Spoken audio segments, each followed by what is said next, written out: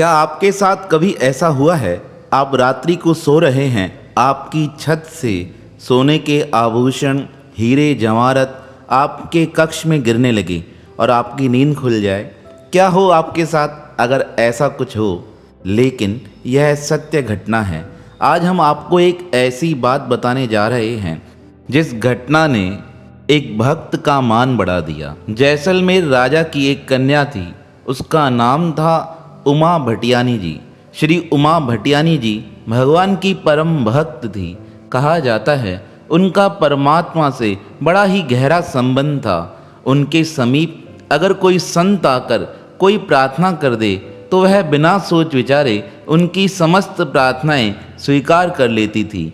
एक बार उमा भटियारिन जी अपने घर पे सेवा कर रही थी, तभी एक संत जी आकर कहने लगे, माता जी, मेरे गुरुजी का उत्सव है, उस महोत्सव को मनाने के लिए मुझे कुछ पैसों की आवश्यकता है।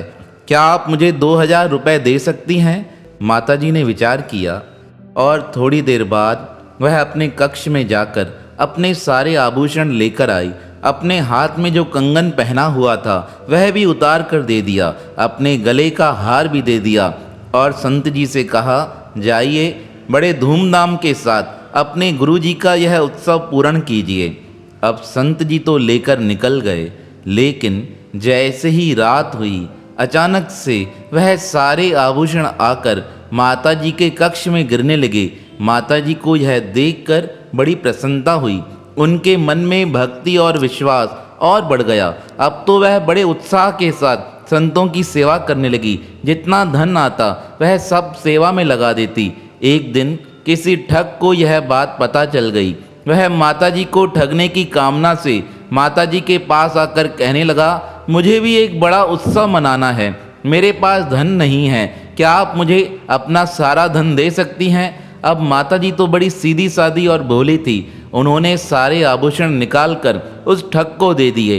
वह ठग जब सारे आभूषण लेकर नगर से बाहर जाने लगा, जैसे ही उसने एक कदम नगर के बाहर रखा, उसकी आंखों की रोशनी चली गई। वह नेत्रों से अंधा हो इधर उधर गिरने लगा।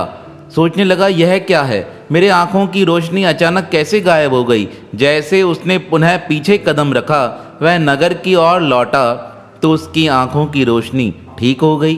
फिर वह उठकर नगर से बाहर की ओर जैसे ही जाने लगा, अचानक से उसकी नेत्रों की रोशनी पुनः गायब हो गई। फिर वापस उसने पैर अंदर रखा, पुनः आंखों की रोशनी आ गई। वह हैरान हो गया, मेरे साथ यह क्या हो रहा है? इतना सब होने के बाद भी वह परमात्मा की लीला को समझ नहीं पा रहा था। तब उसने निश्चय किया, मैं यह सारा धन लेकर इसी नगर में रह जाता हूँ, कोई कमी नहीं रहेगी। इस विचार से वह उसी नगर में रह गया।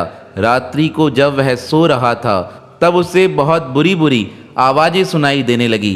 किसी ने कहा, अरे मूर्ख, तू अभी तक समझा नहीं है, तुझे समझ नहीं आती, इतना बड़ा पाप कर रहा है, जल्दी जाकर सही कर्म करके आ। वह चोर जाग गया। इसने यहाँ वहाँ देखा पर उसे कुछ समझ नहीं आ रहा था। तब वह पूछने लगा, कौन हो, मुझे इस प्रकार क्यों कह रहे हो? तब आकाशवाणी के रूप में भगवान कहने लगे, अरे मूर्ख, तूने भक्त को ठगा है। जब तक यह पैसे भक्त को नहीं देकर आएगा, तुझे तेरे जीवन में सुख प्राप्त नहीं होगा। यह बात सुनकर वह प्रातःकाल श्री उमा भटियानी जी के पास वापस आया और सारा धन देकर कहने लगा, माता जी, मुझसे बड़ा अपराध हुआ है। मैंने आपका पैसा लेकर अपने कार्य में लगाने का प्रयास किया, मुझे क्षमा करो। माता जी बड़ी दयालु थी, उन्होंने क्षमा भी किया और कहा, तुम वैसे ही धन लेकर जाते, तुम्हें झूठ कहने की क्या आवश्यकता थी और तुम वापस क्यों देने आए हो?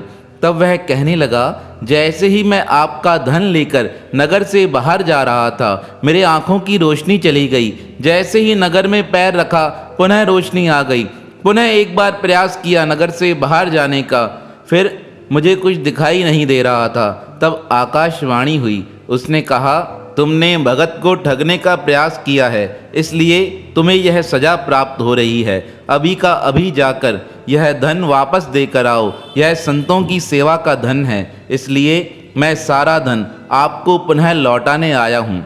जब माता जी ने यह बात सुनी, उनका मन भक्ति भाव से भर गया। वह कहने लगी, धन्य है मेरे परमात्मा जो हर समय मेरी रक्षा करते हैं। इस प्रकार उनका विश्वास और प्रगाढ़ होता गया। श्री उमा भटियानी जी के बारे में कहा जाता है, उन्होंने संपूर्ण जीवन ब्रह्मचार्य व्रत का पालन किया। शादी होने के पश्चात भी वह एक ऐसे स्थान पर रही जहाँ पर उनके पिता द्वारा और उनके पति द्वारा उनका सदैव सम्मान होता रहा और अपने पति के स्वर्ग गमन के पश्चात उन्होंने उनके साथ ही अपने जीवन को सती बना लिया। तो इस प्रकार भगवान ने अपने भक्त के मान और सम्मान की रक्षा की। तो ऐसे पतित पावन प्रभु श्री राम के पावन श्री चरणों में हमारा बारंबार प्रणाम है।